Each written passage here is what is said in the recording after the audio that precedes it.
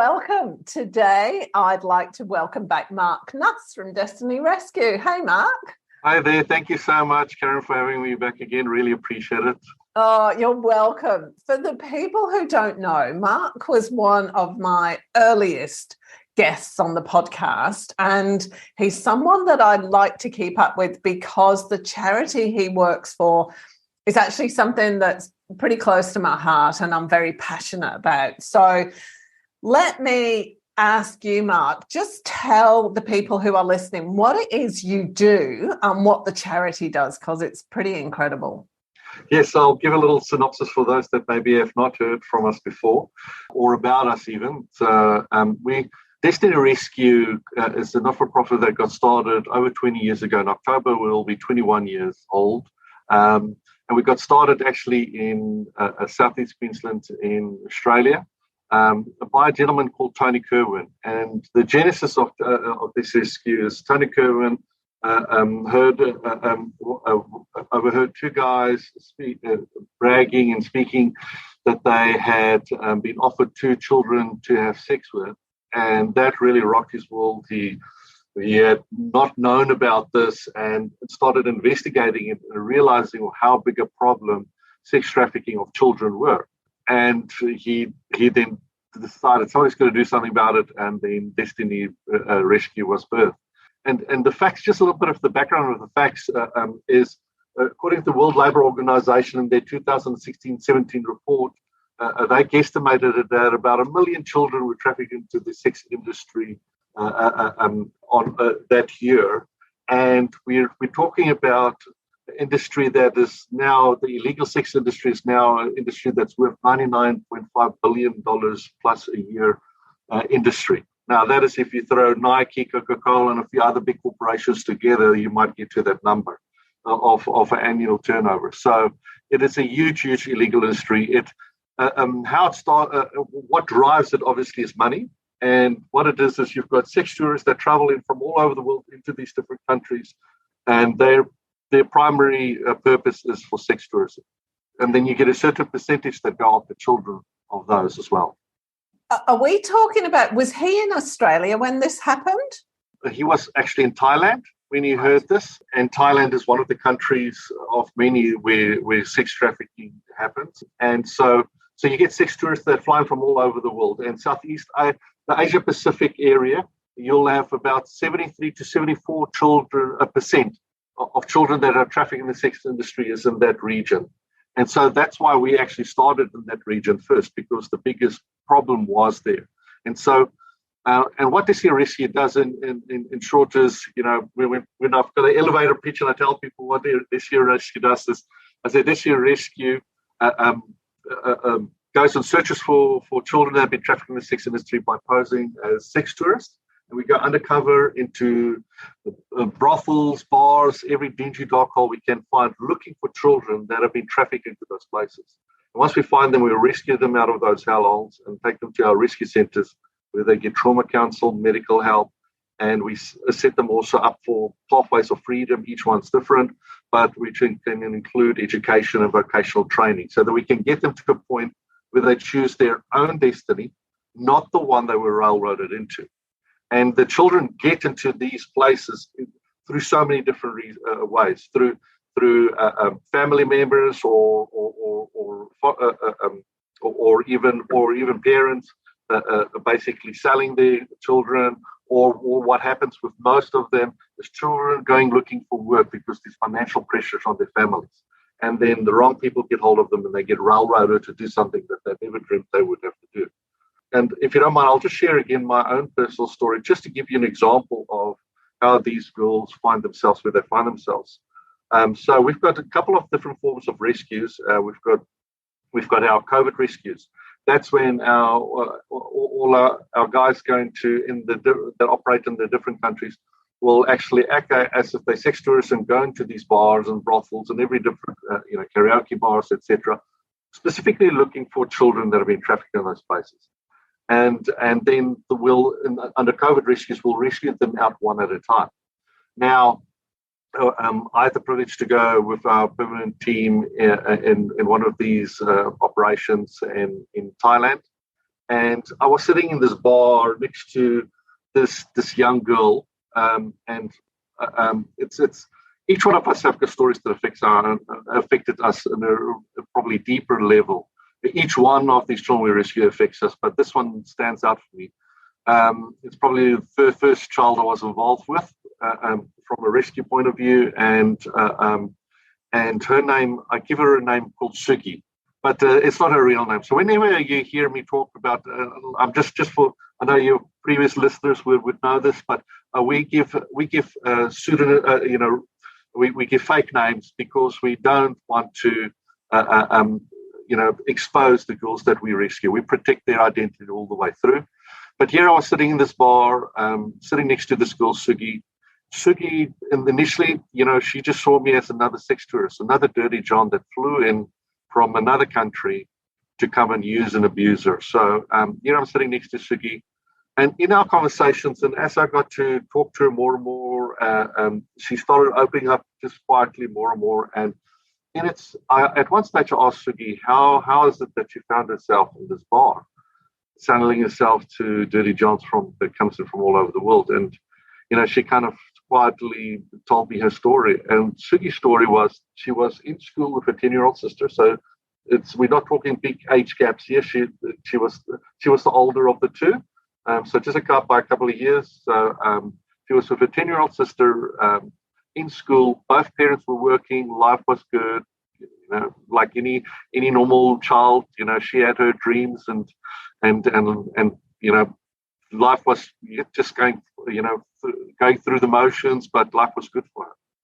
And then, unfortunately for Sugi, her father unfortunately suddenly dies, passes away, and very quickly she found herself where she could see that her mother was struggling for finances, because the dad was the main bread income earner, although her mum was also working, but now she was struggling. And so Suki, out of her own kindness of her own heart, decided, you know what, Mum, how about I help you? How about I just step out of school? And in Suki's mind was just going to be a short period. Step out of school. I'll go to the closest bigger city. I'll go and look for work, and I'll help you. I'll send money back, and once you're back on your feet and you've got a better job, I'll come back and go back to school. So, Sugi naively, like what happens to a lot of these girls, naively went to the big city to try and find work. And in her mind, she was thinking, working either at a restaurant, washing dishes. Those were kind of the things she was thinking, waitressing. So when she got to the city, unfortunately, the wrong people got hold of her and railroaded her and forced her into selling her little body to guys flying in from all over the world. And so, for me, is part of the reason why Sugi stands out so much is because when I asked her, what is it that she was wanting to do in school? If she could have stayed in school, what is her dream? If you talk to all children, what is it you want to do? And you'll have, even the younger ones, I want to be a fireman. I want to be a doctor. I think there's this sense sometimes where we think culturally things are different, and therefore they are children just like any other culture's children, and they have dreams just as all your own children have dreams. So it doesn't. So I don't know where this is crept in, but some people have got this motion where it's a different culture, so that they grow up with just having the same dreams as your children have. And when I asked her what is it that she wanted to do if she could have stayed in school, you could see her whole body language kind of just slumped, and you can see, I don't know if you've had it before, but when somebody tells you a dream or that they had, but you can see it's non-existent anymore. It's just kind of a by-thought now. She had given up on it totally. She can't see herself in that role anymore. And she kind of just mumbled, kind of under her breath, that just wanted to become a school teacher. So here you've got a beautiful girl that went to go look for work to help her mother and her younger sister. And she also wanted to become an educator for the next generation. That was her dream. But yet now she found herself in a living nightmare, not living a dream. And that should not happen in our age. This should not be happening. To see that lives, and you get adult lives as well, but for me with children, here's a girl that's the same age as my own daughter, And here she is forced to do something she never dreamt she would have had. We're in a society now where we have taken a life and diminished it to being a product. It's not a life. When you go into these bars, when you go into these brothels, the karaoke bars, a lot of times the girls, when they parade them, when they bring them through, or they have them on little podiums and everything, and kind of dancing, and they're forced to have this fake smile on their faces, and you've got all these sex tourists sitting around. It's literally like a meat market. It's you're picking a product.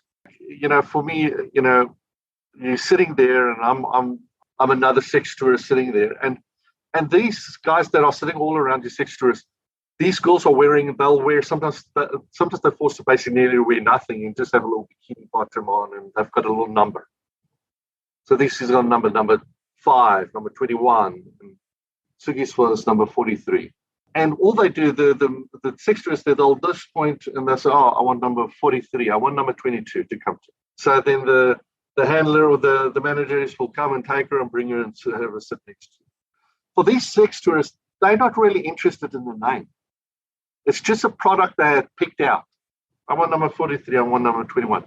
So they have dehumanized the whole environment, where these guys are just buying a product to fulfill whatever fantasies or whatever lust they've got. And once they're done, they just place back. And there's no difference whether they go and buy a bottle of beer or not. And I think I've told the story before, but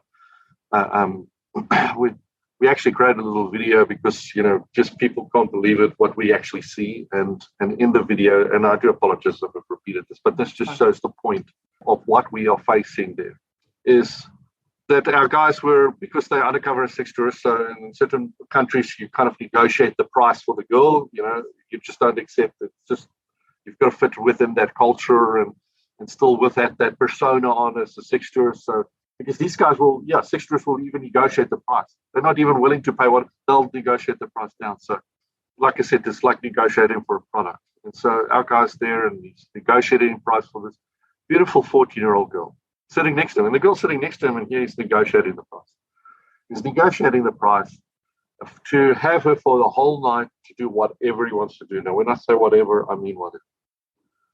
To have her for the whole night. So, negotiating the price, our undercover guy negotiates the price. The price is agreed upon on a handshake. And so then the trafficker is, all right, so you want some beer? Because we're kind of in that setting. And we're like, yes, we'll have a beer, thank you. We'll buy a beer. So they bring a beer, and we pay for the beer, sitting there having a beer with our girl here and we're going to take her away, spend the night with us type of thing, as a sex tourist. And here's the thing, though. After you're negotiating for like she's just a piece of meat that you picked off the rack or whatever, the price of that one beer was more than her for the whole night. We've lost our way as a community. And I'm not saying everybody, but this really, it still gets me. We've taken a life, brought it down to a commodity. That should not be. No child should be seen purely as an object, as a commodity. I don't know how we got there, but this is what we're facing. This is why the illegal sex industry is the fastest growing illegal industry in the world. And it's the second largest, just behind drugs.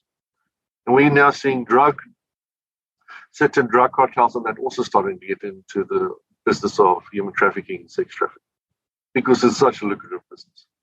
These guys that worked out that you can have a girl, a child, and people will fly in from all over the world to come and abuse it. Where if I've got a drug business and I want to get something to you, Karen, and I'm by no means saying that you're a drug user. So putting it out, Karen is not a drug user. She's not an illegal substance user. Before somebody takes a slip and it just goes all wrong. But say I'm a drug dealer. So usually I've got to produce the drugs, and a lot of times it's overseas in some not so good environment. But here I'm producing these drugs. And if you're my end client, Karen, I've got to have all these intermediaries and even go cross nations, cross waters, all these different pipelines to get the product to you. Once you get the product, you use it, and now I've got to do the whole process again for you to get the next one and the next one, etc. But they worked out with a child, you can have a child in a country and people will literally fly in from all over the world to come and abuse that child. We've diminished lives to purely a commodity to fulfill lust and desires. So that's what we are finding. And we found the best way, like I said, is to get to where they are. If they had a way to say, here I am, help me, they would have been rescued. But they don't. So we've got to find unique and different ways to get to them. So acting like sex tourists is one of them. Other ones is we'll also, as acting as sex tourists, we'll actually also do what we call raid rescues. So raid rescues is where we get actual federal police or specialist police units involved. So in a lot of these countries, over time, we've learned who we could trust and we can work with. It was a trial and error process, but we've got some real good police partners now in all the different countries that we work with. So if we get established and we can see they're really actively, it's not just one or two children but they're actively trafficking children through, then what we'll do is we'll actually set up a raid. So part of that is we'll gather evidence. Our undercover guys will go in and gather evidence, build a case against the established, against the managers, against the people that are involved in there. And then we'll coordinate it with usually a federal task force, police task force, or one that specifically, in some of these countries, they've got anti-trafficking special police departments. And we'll set up a raid with them. And so once they've looked at the evidence that we've made and the prosecutor who will be in charge of it looks at it and goes, yeah, we've got enough evidence here, we'll actually set up a day when the raid happens. Our undercover guys are a lot of times still there undercover. And I won't give away too much how we do it because I don't want to give away our trade secrets. But anyway, a raid happens, traffickers get taken to custody, the place gets shut down, and all the children that have been in there get set free. So there's a couple of questions. One of them is, how long was Suki there before she was rescued? 4 months. 4 months, okay. 4 months. 4 months, probably a little bit longer. I would say probably close to 5 months. And the place I was in was actually set up so I was there for basically the week leading up to the raid. And so this doesn't happen overnight, does it? It's not one visit, you talk to the kid and then you go in and rescue them. No, because remember, you can't, unless they're real young ones, you can't just grab them and take everything in you wants to just grab them and get out of it. And sometimes there's a real urgency. So we've had cases where with them, literally 20 minutes, we were out there with children in some real dark and real dodgy places. But places like this, that's actually where tourists go to and they've got this real dark underbelly happening. Sometimes we'll have to visit because remember, these children, when they meet us initially, we're just another dirty John for them. And sometimes you'll have to visit them 4, 5, 8 times till there's a little bit of a rapport building. And when we feel it's the right time that we can actually even book them out, but then explain to them quietly why we're there. Listen, not here to abuse you. This is why we're here. This is who we are. We'll show them little photos. I know I've told this story before because this gives you a bit of a great example, but if you don't mind, should I tell Chloe's story again? Because when I say Chloe, literally you can take her story and multiply it by literally thousands. Just kind of a backstep. To date, we have rescued, since 2011, we realized that we weren't keeping really clear records because when you're so busy doing the work, the administrative side had dropped. We didn't really focus on that. So we're so busy just focusing on rescuing these schools, get them on their pathways of freedom and still developing those and doing all of this work. So we realized in 2011, we can't, with our hands on our heart, say this is how many exact children we've rescued. So because we couldn't say exactly the number, we thought, all right, let's make it easy. Let's start at 0. So 2011, we went 0. Let's start counting and keeping a clear record. So since 2011, we rescued 10,361 individuals. So this is 10,361 individuals that were in the most dire situations, and they're now in a total different place. And I'll maybe recap a little bit on what we're seeing now. But when I use the example of one girl, you can literally multiply it by thousands of what these girls go through to just explain how the girls get there, but also the process. So Chloe, and I know I've told the story before, but she's one of the ones that just stands up for. So Chloe, 7 siblings, worked, but they were more in living in a rural community. Her parents were what we call subsistence farmers. So they were farming, but they were just producing enough money to basically feed their family. And then they went through a bit of, the season wasn't well, difficult times. And so the parents turned to Sugi and said, and she was 40 years old at that stage, and said, sorry, Sugi, hear me, Sugi, Chloe. And they went to Chloe and said, listen, Chloe, can you help us? Can you step out of school? Can you go and see if you can find work and just help the family? We're really battling here. Chloe, beautiful daughter, went into the village, spoke to one of her best friends from school and just said, listen, I need to go and find work. Do you know where I can find work? Because in the village, there wasn't really work. And her friend naively, like a lot of them, said, well, why don't you go to one of the bigger cities? And I'm sure you can find work there, in a restaurant or, maybe in a sewing or something, that's, we're just trying to work out what you can do. So Chloe gets the lift with and hops on the back of a truck, but in Australian vernacular, the truck's actually more a ute, and hops on the back of and drives for about 2.5, 3 hours to the closest bigger city. And the truck basically comes and drops her off at a bus stop. But when I say bus stop, it's not like our bus stops we see in the Western world, It's basically just more a drop-off point. And it's like a half-moon shaped drop-off point. And around, kind of just flanking all along this half-moon shape are all of these bars situated. And unfortunately for Chloe, they dropped her off right there. She doesn't know where she's going. She's just got a little bag with some of her clothes and doesn't know where to go. And out of one of the bars walks a bar manageress. And the manageress walks up to her and says, hey, can I help you? It looks like you've been lost. She said, well, I've just come into the city. I'm actually looking for work. And she says, oh, well, lucky day. Why don't you come work for me, my boss? Just shows you how opportunistic some of this is. And Chloe thinks this is her fortunate day. How lucky is she? And she walks with the bar manager down, just literally down to the bar. And as got into the bar, this is still, everything's kind of half shut still. There's no customers really coming through, still too early. And she tells her, listen, what your job will be, all we want you to do is just talk to the customers. We've got customers, Western customers to come in, and just talk to them and let them buy drinks, and then every now and then maybe you'll just go on a date. And for Chloe, I don't know what Sugi's talking about, so I do apologize. Oh my goodness, Chloe, get it right, Mark. With Chloe, she was 14-year-old virgin. She was too busy with school and working on their family farm that she hadn't really been dating either. So here, the dating concept, she was didn't really understand it. But anyway, the manager takes her through a door and down a hallway and opens one of the doors and said, this is your bedroom, this is where you'll stay. So she walks in and she sees there's a bed, but there's this little skimpy outfit laid out on it. And she said, and this is what you'll wear for work. And closes the door. And when Chloe sees this, she then realizes, she's not sure, starts getting worried because she looks at this outfit, this can't be right. And then unfortunately for Chloe, she hears footsteps down the hallway. She hears the door creak open up, and in walks 4 or 5 men.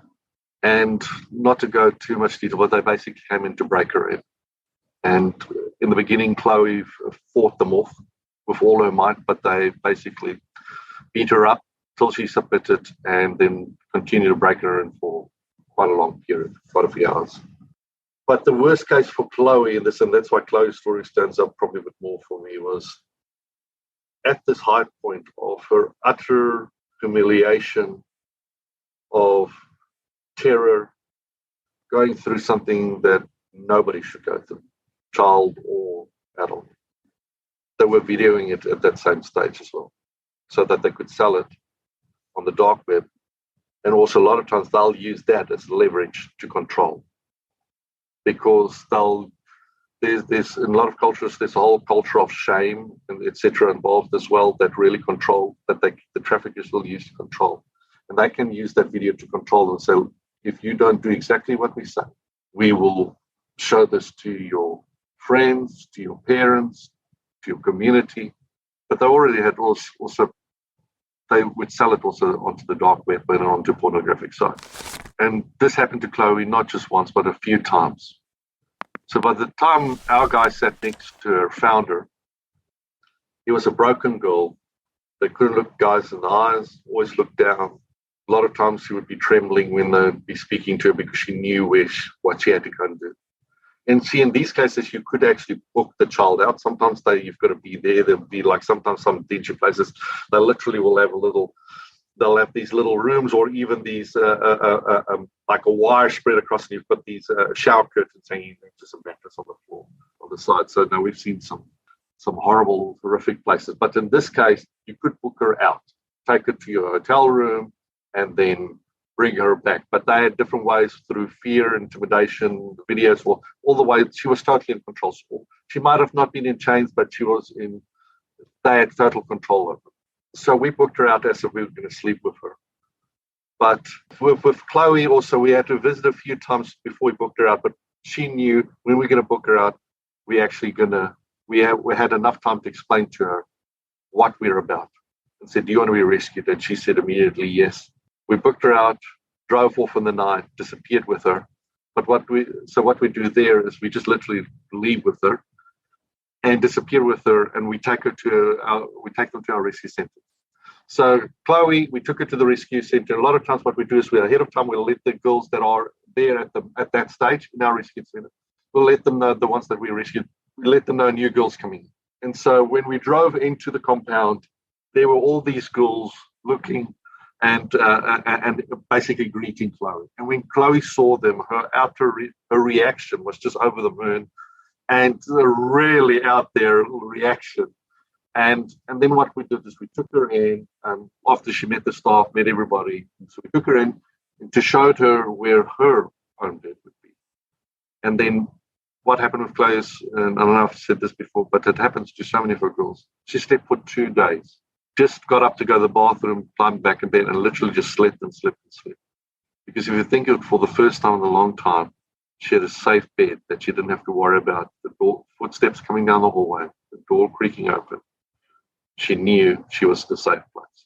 Where Chloe was always kept in that one room and then she had to see customers, we found a way of getting her out of there. So there's different ways we do it because each situation is different. Like I said, some they literally keep them physically there. We even had with our raid operations, kind of, just to step back. So with your original question, so they in the beginning they just see us as literally as another sex tourist. So, but in our interactions with them is when we quietly show them who we are, what we want to do. And for Chloe, when we actually interviewed her afterwards because she had this nearly overreaction when she saw these other girls.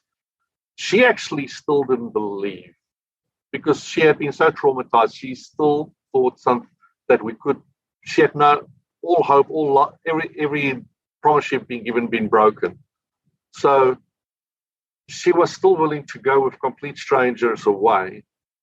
And in her mind, she even thought she might even die, but she didn't care anymore. She was just that desperate to be rescued. So when she saw the other girls, she realized what we said was the truth. So you deal with girls with different levels of trauma and different levels. Some have been there only a short time, some have been a long time. And we've got into new areas where we rescue a girl because we do rescue women that are 22, 23, 24 years old. We'll rescue them if they've been trafficked. So although we go for children, if we find a trafficked adult there, we'll still rescue them. Because we would get into places that a girl was trafficked when she was 15, but she's still there when she's 21 years old. She's been stuck there for years and years. But we'll still rescue them. It's just like, and I've used this example, it's like if the lifesavers, they don't swim out to the ocean and they swim up to a person and say, hey, how old are you? When the person's drowning, the person says, oh, I'm 23, not too old, you can look after yourself, thanks, bye. We'll rescue them if they've been trafficked because they still got the same conditions. They're forced to do something that they do not want to do and they never dreamt they would have to do. So that happens to adults as well. But our focus has been children because that's a big, huge problem on its own. But if we come across adults, we'll rescue them as well. So, and when we do the raids, everybody gets set free, children and adults as well. I was going to say to you, when the girls are taken back to your hostel, how many of them go back to their families? What kind of percentage? Well, see, what happens then in our rescue centres, we start assessing the situation. Each one is different, obviously.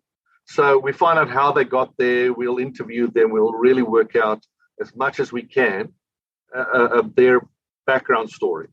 And that's when you find out either the parents were actually involved in their trafficking, sold them off, or a family member or close friend, or they went looking for work. So we really assess how did they get there, because there's so many myriad ways. Like in Nepal that I've discussed last time, we actually try and stop them at the border before they cross into neighboring countries, because they get fish baited through social media, different ways to try and get them to cross that border. As soon as they cross that border, they disappear for life.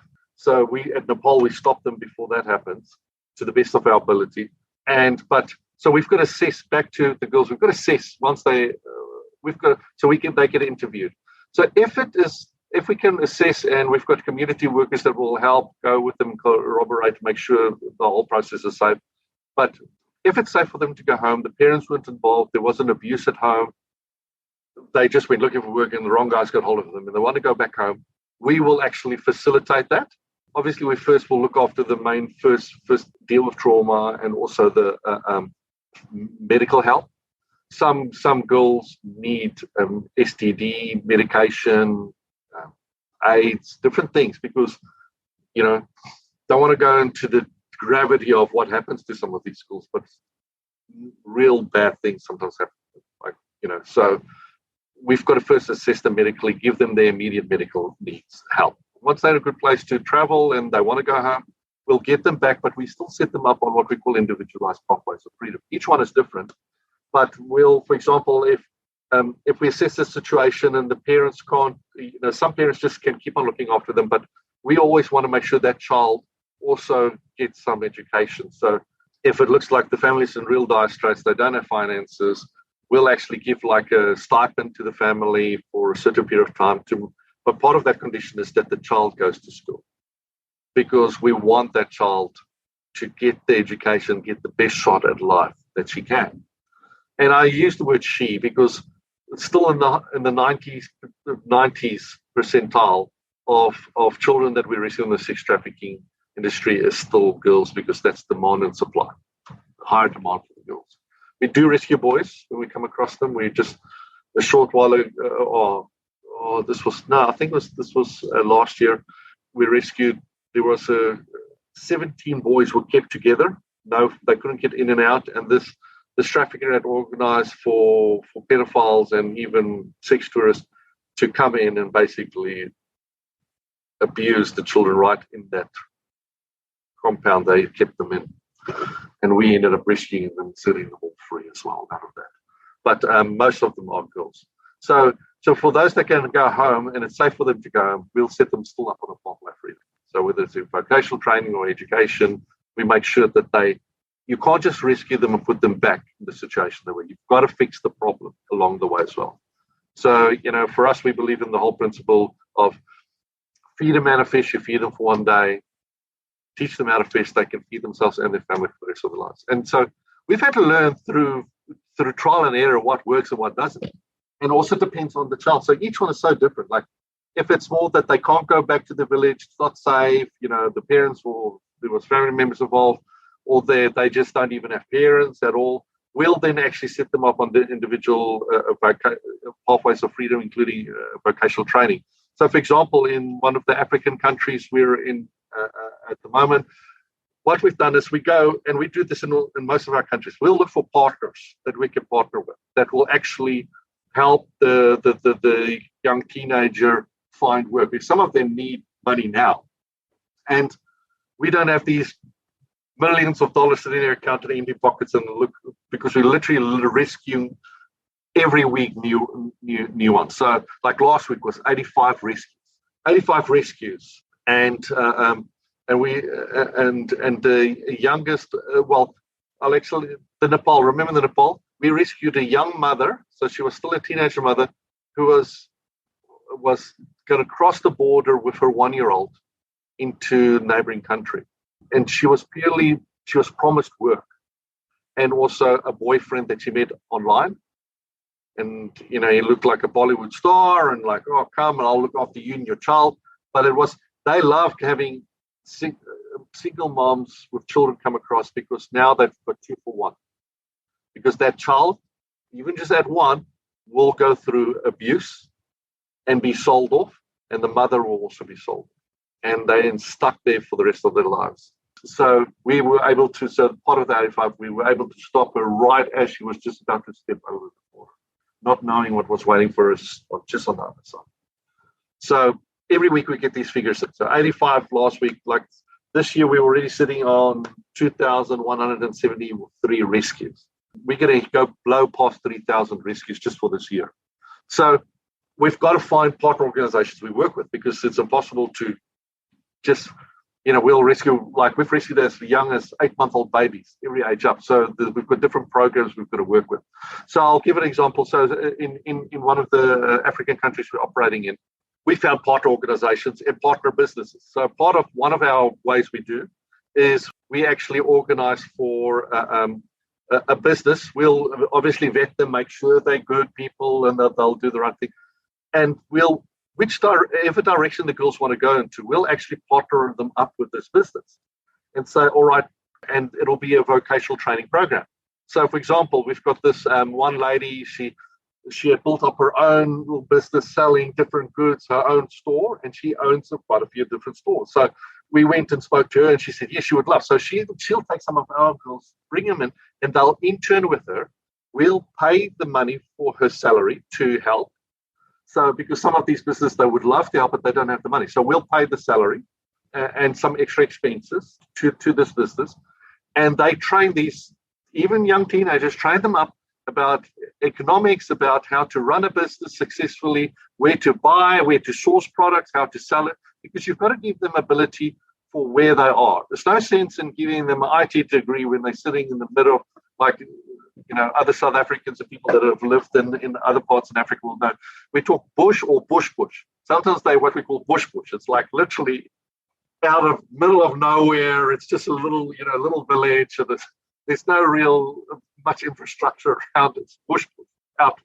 Wild animals are still roaming all over the place. So it depends where they're from. So if they've got to be back in that environment that they know, we've got to give them the tools that they can survive and work there. So we've got these other organizations we work with.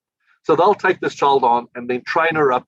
And then if she's kind of graduated and done well, a lot of times they'll employ her directly, or she's got the ways to actually start her own little business back in the village that she wants to go back to.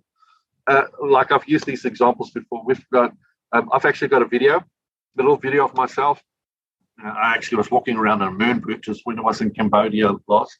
I was walking around a moon boot. I did I tore my calf muscle because my girls wanted to race me, and here I am, didn't warm up or anything. Raced, thought I was still 22 years old. Raced off and then half tore off my calf muscle. So, and I had to go overseas, and so I was going actually with this moon boot. You can see the video. I'm hobbling around with this moon boot. And the guys were funny. I went with the permanent team into a few places in Cambodia. We went undercover, and they were laughing. They said, "Oh, this is great. We only have to run a little bit faster than you if we're in trouble, and we'll be all right."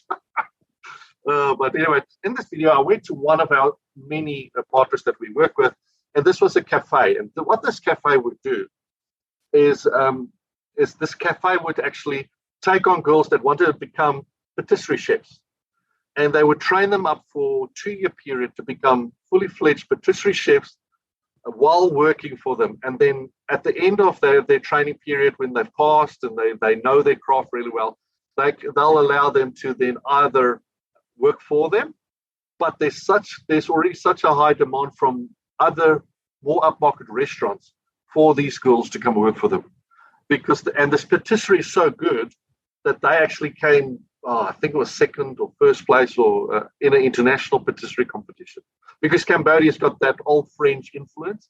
And I mean, these cupcakes that they had lots of other goodies, but the cupcakes were brilliant. It was just really good. My wife was just, when she saw the video, she said, "Trust you to find a patisserie on one of your jobs. At home, I'm trying to keep you away from cupcakes, and there you're stuffing your face with. I said, oh, they were just that really good. But our girls get trained up in there. And then we've got other, in Thailand, we had, even our in-house, we had like a cafe that we ran.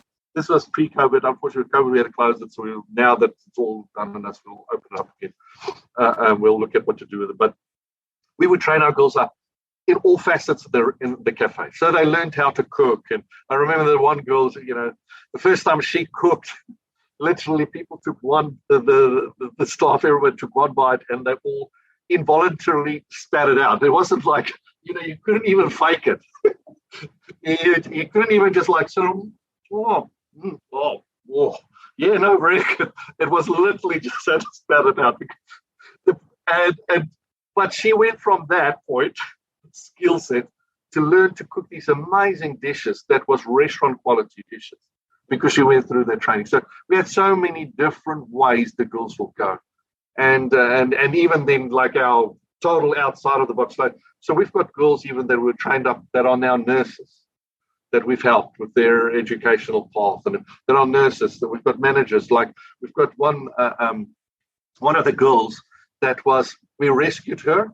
And she went through through a lot of things. And a lot of times what happens, and this is a thing that you'll find through actually it's a similar playbook for traffickers, doesn't matter which country you operate in. They all use similar things. So it's through fear and intimidation, but they also break the girls down emotionally, and also they nearly indoctrinate them. And so what they also do, and this is the thing, a lot of times we've got to get breakthrough with the girls as well when they go through counseling and everything else, is we've got to restore their ability to dream again. Because up to that point, all of that had been broken down. And a lot of times the traffickers will basically just keep on telling these girls, this is your lot. Like our CEO, Paul, he just actually came back from, we're all starting to travel a bit more as well, going and doing our bit.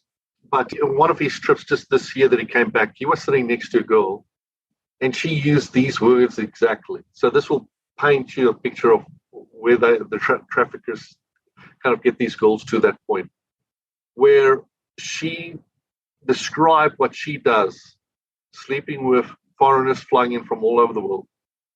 She used these words: "This is my destiny." Now that should not be. And that, for us, that stood out so poignantly, because we are called Destiny Rescue.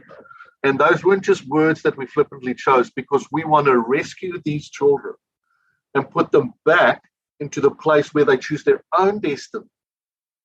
The destiny that's for them, not this that they find themselves in. But they would get these girls to a point like where this girl would say, "This is my destiny." No. And so we'll have girls, back to this one girl that we rescued, and they would break them down to where they just feel this is all they're good for. And they will a lot of times say, "You're dumb, you're not worth anything." So when our guys started interacting with her, they had to visit her quite a few times, because she was so hardened and jaded. But finally we got to a point where we felt we could offer her a rescue, and she accepted it. And she got rescued. She went to our rescue center. And then she started dreaming again within our, started finding the ability to dream again and seeing hope. And now she's a mother. She's married, got a loving husband. She's a mother of her own daughter. And she works in a marketing company. And she also started her own little foundation that reaches out to street children, because that's where her journey started before she got trapped. So each child has got total different journeys, but we make sure they all get to a point where they can actually pick their own. And we try and give them so many opportunities of work, vocational training, and education to give them options again. Because if you think of when they traffic, they've got no options. They've got no choices. And part of that is also then training them to how to make choices again. Because if you have choice making, your decision-making process has been taken away and blown to smithereens, you've got to learn again how to do it. So, but getting them to choose what they want to get involved in. And so we're just so grateful that we could be part of that journey with them. Have you got any other questions regarding that? Because, No, you know me, I can go for hours on this. I was just thinking that there's so many places I do want to go, as always, but it's probably a good point to wrap it up, to be honest, Mark. All right. It feels like we just started 5 minutes ago. I've got so many questions, but some of them aren't appropriate to go out on air. You know? But here's the thing. Maybe if I'll wrap up on this is we're in 11 different countries and we continually expanding. We want to see the end of this illegal industry of trafficking of children in the sex industry. We want to see the end of this in our lifetime. And part of it is like with your listeners. I would highly, I would implore you, share this out. Share this video out through all your network and maybe find some of the older ones. Share it out, because the more we educate people about the reality of this 99.5 billion a year plus industry, the illegal sex industry is the fastest growing illegal industry in the world, second largest just behind drugs. Education is part of the key. We've got to talk to people, start asking the questions, start talking about it. Like I spoke, and I think I mentioned this before, but I spoke at a university. They got me to come and speak about child trafficking. And I spoke in front of all these future leaders, which I love, because if I can impact 2 or 3 of them to start thinking different, so when they're there running their own corporations or whatever they're doing or working as a lawyer, that they'll have that sense of to really say, all right, you know what, I'm also going to stand up and stand against this. But I spoke there, and at the end I could see this one girl hanging around. And I could see that she wanted to talk to me. And she kind of took me to the side and just said, now that I've heard we've spoken, it's like my eyes got opened, and I've got an uncle that flies 4 or 5 times a year to Thailand. We never see any photos of any vacations. So I'm going to go to him and ask him, what are you doing going there? What do you do?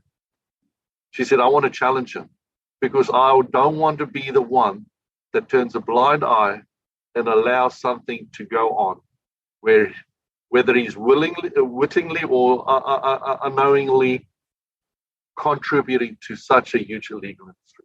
Because we get sex tourists that travel, but they don't realize that they are fueling and funding. They might go for adults, but they unwittingly might be funding this huge illegal industry. And education is part of the key. And then secondly, as always, I would say, contact Karen if you need my contact details, but we can't do this without having partners. When we sit undercover, sit next to these girls, not everybody can do that and be there. But we're 100%, we're a tier 1 not-for-profit. We live off donations, if I can put it that way. We've got our financials on our website. You can please go to our website. You'll see 81% of all finances, probably even a little bit more this year. 81% of all finances that we raise go to where they're supposed to go. It doesn't get chewed up in this huge machine. You physically might not be able to be sitting right next to girl and rescuing girl, but you can partner with us. So I just ask, have a think about, see if you would like to partner with us, so that even if you're sitting behind a computer, and I've used this example, I've got a friend who's an accountant, he's doing tax, and especially all the time, he said it's just so flat out and full on, and he's like, and he needs to take a breather. He just looks at, he's got a little thing he's put up there for himself because he's a rescue partner with us. He donates every month. He said, I look back and I look at that and you go, you know what? This is not so bad. He said, because right now I am in the process of rescuing another girl. I'm not being physically next to her, but I'm enabling those guys to be there and pull her out. And I am changing destinies while I'm sitting doing my own work. So I would like to invite people to join with us. We're an awesome family to be part of. And thanks so much, Karen, you, for being so awesome about bringing me on and dealing with my ramblings and my going off topics and everything else. But you're amazing, Karen. I really, really appreciate you a lot. Thank you so much. You're more than welcome. And just to let everybody know that there are links to Destiny Rescue and to donate on the webpage, and I'll put links on the video as well so that people can find that easily. But yes, if there are any businesses that want to get in touch with them directly, get in touch with me and I'll pass on Mark's details to you. Yes, please. Yeah, that'd be awesome. He can have a chat, which would be absolutely wonderful. Look, it's my pleasure, Mark. This is, honest to goodness, the least I can do, apart from donating, is we just want to get the word out there, because this is something that impacts all of us. It's at some level. Nobody I know would condone this kind of thing. But like you just said, might be somebody who is going over to Thailand or Vietnam by themselves 3 or 4 times a year or once a year or whatever. Yeah. You don't know. You don't know. You just don't know. And Karen, you've been an awesome supporter to us. I'm just putting it out there so people know she's been an amazing supporter to us. So, thank you so much, Karen. Bless you. And thanks so much for your wonderful podcast. And I love your setting you've got in the background, by the way. It's very, very spring and beautiful. So, but thank you so much again for having us. And if anybody wants to reach out, like Karen said, please contact her. She'll gladly share my contact details. Once again, I've just I've been on the surface tops because, and I know we were going to go one direction, and I think I went in a total different direction. It was perfect. But thanks again, Karen. Really appreciate it. You're welcome. Thanks, Mark. If you enjoyed this episode, be sure to subscribe so you're notified when a new episode is posted, and rate and review this podcast and share it with your friends, please. Thanks so much for listening, and I hope you're leaving with some great ideas that can make a difference in your everyday life. Until next time.